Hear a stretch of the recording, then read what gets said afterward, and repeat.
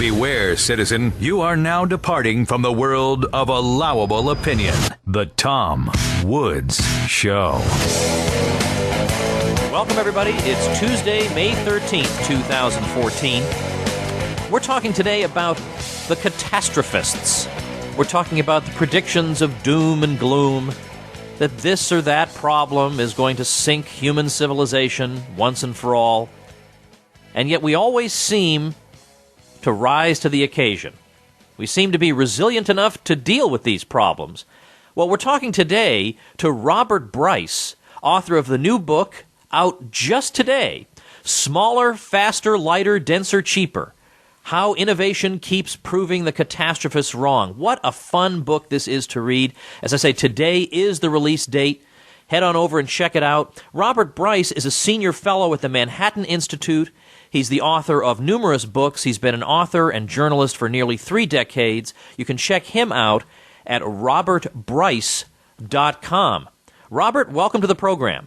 Hi, thanks for having me, Tom. Quite a provocative book you have here. I'd like you to start off just with the 2-minute précis of what it is you're trying to accomplish in this book.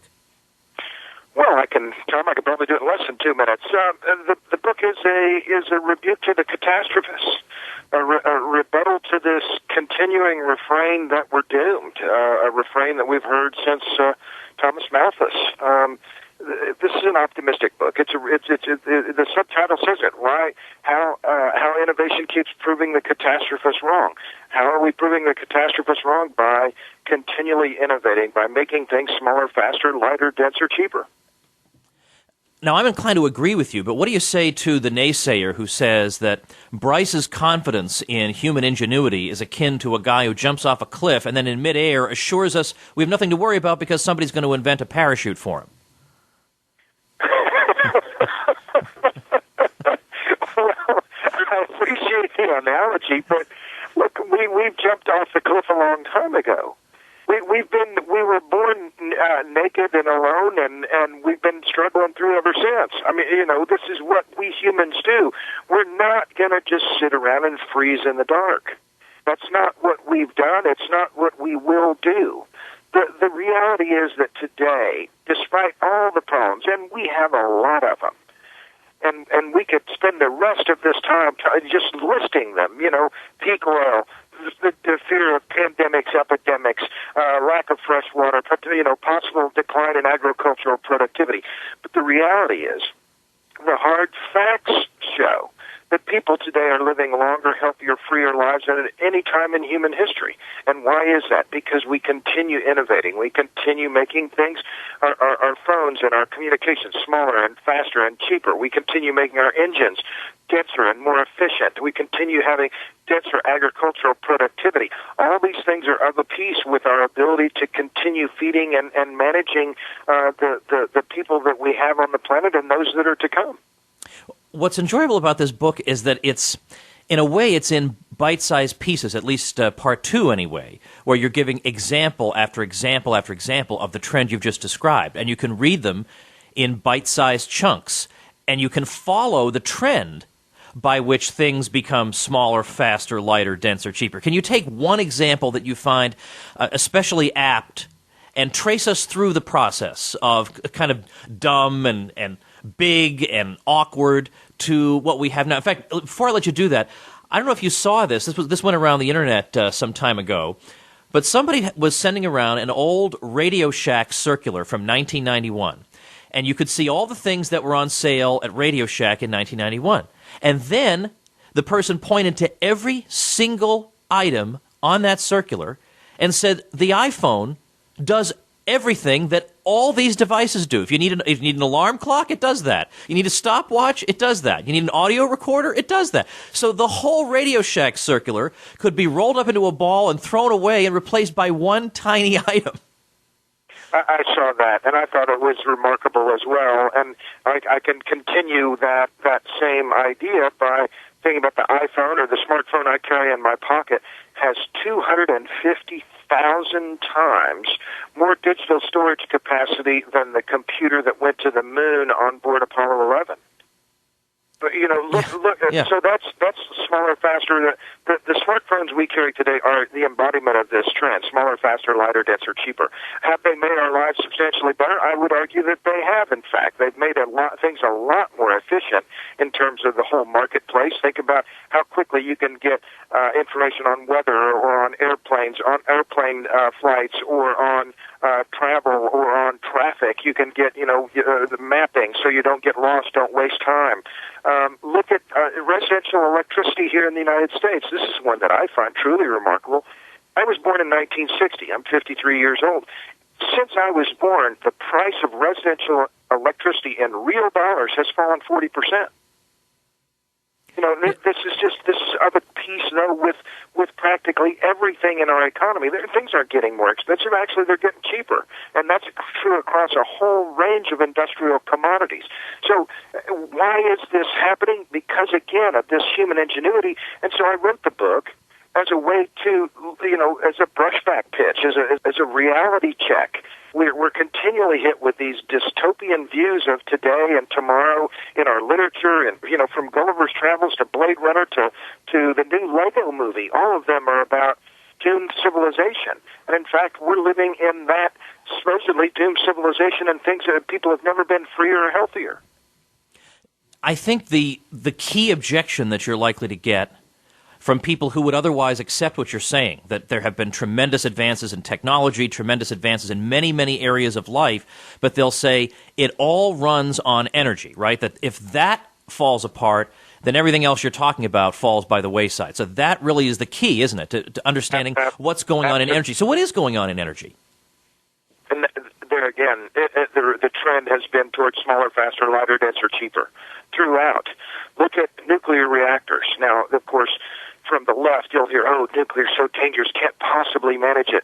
Well, in fact, the United States produces more nuclear energy, in fact, about twice as much as France does.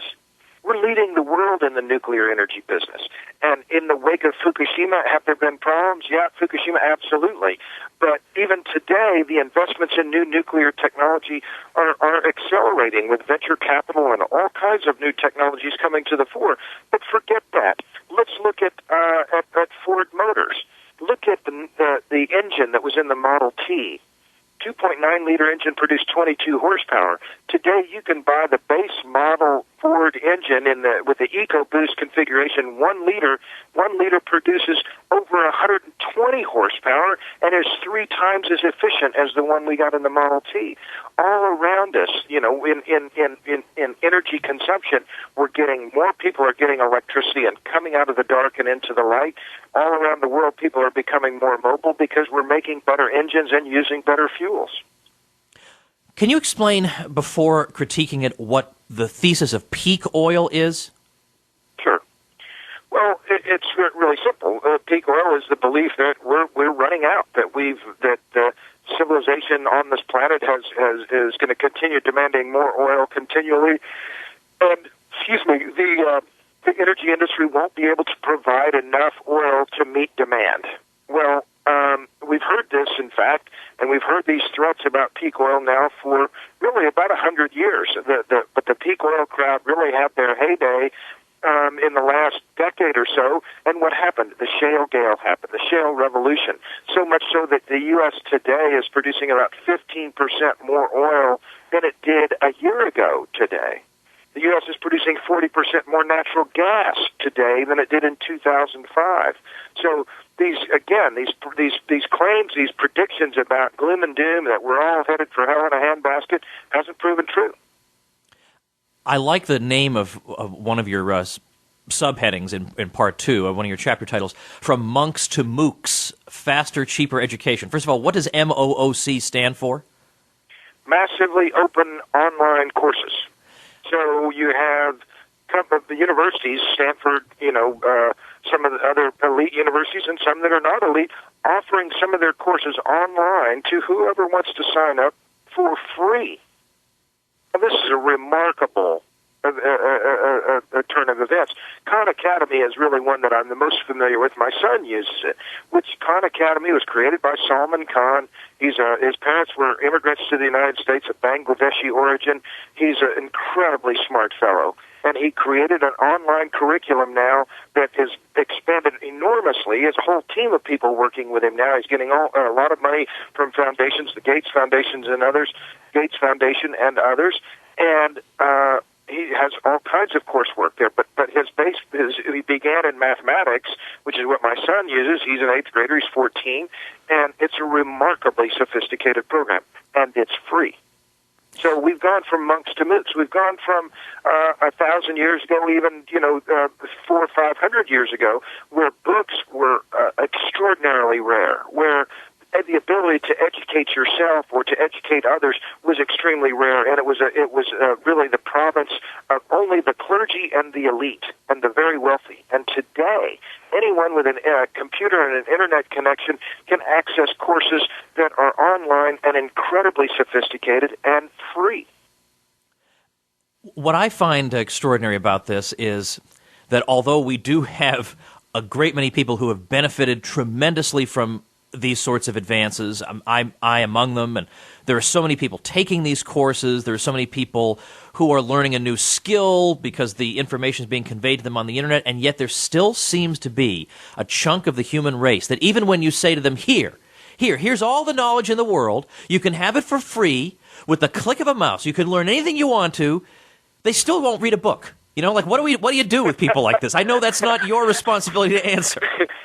And you can communicate, and not only that, you have all this through Project Gutenberg, incredible number of books that you can read online for free. Newspapers you can read online for free. You can also then communicate with nearly anyone else on the planet for free or nearly free. We've never been as networked or as connected today as we are with communications devices that are as small, as fast, as cheap, as light as the ones we're using now. It's an incredible time to be alive on this planet. The Marxists used to say that capitalism was less efficient than socialism. Socialism would create greater abundance. And then when that exactly, that became laughable. They had to say, well, the problem is capitalism creates so much abundance that it makes everybody fat and consumerist, and so then that became bad. Well, likewise, the internet is very hard to dispute the benefits of it and all the creative and wonderful ways people have used it. So now you'll hear the naysayers saying, well, that's all well and good, but now people are using this to substitute for real flesh and blood relationships. And I think that's a real stretch, because I can't have a real flesh and blood relationship with somebody in Tanzania, in Lebanon, in South Korea, in France, all at once, but using my little online platform, I can have an online seminar and talk to all these people in a classroom setting all at once. I think that enhances human relationships. Well, of course, and it enhances that ability of cross-pollination, that ability to share ideas. That is what is really catalyzing a lot of innovation today, that the barriers to starting new businesses, to the spread of ideas. Remember, this is what Gutenberg really allowed with the first printing press, was the ability of then scientists across borders and across long distances to publish their findings and then share it. And it would take months, sometimes even years, for their ideas to disseminate. Today, those ideas can be disseminated in a matter of hours or days. But let's be clear, Tom. As I point out in the book, I'm not Dr. Pangloss here. I'm not saying everything is wonderful. It clearly is not. But as I point out in the book, the Internet is incredibly powerful. But it's also allowed governments to monitor our communications, to track where we are. That, as one guy said, if you're going to have a cell phone, accept that you live in the Panopticon, this supposed place where you were under surveillance at every moment. Well, that is, in fact, we are living in some of those kinds of those ideas where some of these brave new world possibilities are, in fact, upon us when it comes to being monitored. But at the same time, all of this the news about us being monitored is also being disseminated. So people are saying, wait, that's not right. We need privacy. And there are limits to what you can do and how you can monitor us. And Look at how the Chinese and other repressive governments are trying to limit access to communications, and what's happening. People are finding ways around it because they want to connect, they want to be free, they want to share ideas. Robert, let's jump back to energy policy again. Sure. I'd like to know what you have to say about what's fashionable these days in energy policy, which is biofuels, so-called green energy, wind power. What's wrong with that? Shouldn't we embrace all possible options when it comes to energy? No. Good answer. Absolutely not. This idea the president has said, I don't know how many thousand times, we're for all of the above.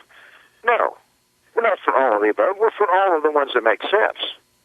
Let's agree that the bad ones we need to get rid of, and quit supporting the bad ones. Well, what are the bad ones? The bad ones are the ones that are not dense. Density is green. A point that I made in my last book, Power Hungry, a point I make in the new book. Density is green. If we're going to be supposedly green, if we're going to protect the environment, we need small footprints. We need to have the minimal amount of incursion into the natural world as we can. It's on its face, it makes sense, right? We don't want sprawl. We want compact cities. We want compact farms. We want compact energy. And what do we have? The reverse of that is what we're seeing with the biofuel scam, particularly the corn ethanol scam, and what we're seeing with the wind energy business. This is, I have a lot of critics from the left. I don't support wind energy. No, I don't. I think it's a bad idea. Why? Because of energy sprawl, and that is due to basic physics, which is low power density. It's the same problem that afflicts biofuels. Power density of wind energy is 1 watt per square meter. If we wanted to replace coal-fired capacity in the United States with wind energy, we'd need to set aside a land area the size of Italy. We're not going to do it. But yet this steady drumbeat, this is the answer. Same thing with biofuels. We've been scammed. We've been had by the biofuels crowd. The power density of biofuels is measured in fractions of a watt per square meter. You can't get there from here. I don't care what you're putting in your moonshine. It doesn't work. Why do you think environmentalists emphasize these forms of energy when nuclear power is pretty clean? Is it entirely because they're losing sleep about the safety of nuclear power, do you think? Or in terms of radical environmentalism, what do you think the real agenda is? Well, let's take the last part of that. First, Tom, the radical environmentalists, and in the book I take issue with some of these points that have been made by Bill McKibben because I think he fits under that heading of radical environmentalist. McKibben has said that he thinks we need a 20-fold reduction in our hydrocarbon consumption. That's our consumption of coal, oil, and natural gas. Well, in the book, I go through the numbers. Okay, so you want a 20-fold reduction in global hydrocarbon consumption. We're using roughly 215 million barrels of oil equivalent per day. That's in oil, natural gas, and coal combined. A 20-fold reduction would take us down to about 11 million barrels of oil equivalent per day. That's about the total amount of energy that is now consumed by India. And we're going to have the entire planet run on that quantity of coal, oil, and natural gas. Today, we're using over 22 million barrels a day just of gasoline. So the idea that suddenly we're going to have a 20-fold reduction and replace it with what? So we can't live on counting on unicorn farts to say this. It's not going to happen. We have to use the forms of energy that we have now, and the ones that are proven that are scalable, are low cost, and they are abundant. That's coal, oil, and natural gas. So when you ask what the agenda of some of these environmental groups, I think it's a very radical one. It's a romantic one that we're going to go back and live on the land, and we're all going to hold hands and sing Kumbaya with Mother Nature. It's just not going to happen. In your second to last chapter, what are you driving at when you say that the United States will dominate the smaller, faster future? In what way? This is another area where I part company with some of the talking heads about this idea that America's best days are over, that the U.S. is, China's going to be the dominant player in clean energy, or Brazil, or some of these other BRICS. It's not true. when you look at the mega trends that are underway, you look at the advantages that the U.S. has with regard to demographics, with geography, with education, with infrastructure, the U.S. is in an incredibly strong position, and we're going to stay in a very strong position because of those advantages, but more particularly because of cheap, abundant energy. The shale revolution and the fact that the U.S. now has a price advantage when it comes to natural gas and natural gas liquids, butane, ethane, propane, those fuels, as well as oil production, the U.S. is incredibly well positioned when it comes to all of these issues going forward. Robert, do you have a website or any place where people can find out about you and or the book? Sure. My main website is robertbryce.com. I post everything I write there. I also have a new site that I put up for the book. It's called smallerfasterlighter.com. So the book is Smaller, Faster, Lighter, Denser, Cheaper, How Innovation Keeps Proving the Catastrophists Wrong, out today by Robert Bryce. Robert, thanks so much for your time today. Best of luck with the book. It's a very interesting and enjoyable read, and it is nice to hear some optimism once in a while, especially when it's obviously called for. Well, I appreciate that, Tom, and I think it is called for, and I'm going to be preaching that message for a long time to come. Great. Thanks again. Thanks again. All right, everybody, make sure and check out Smaller, Faster, Lighter, Denser, Cheaper. You can, of course, get it through Amazon, and, of course, we have a convenient Amazon entry point at TomWoodsRadio.com that would really help us out. Just a quick update on a couple of things. I am just about to completely finish, my first 2 courses for the Ron Paul Homeschool curriculum. You can find out about that at ronpaulhomeschool.com.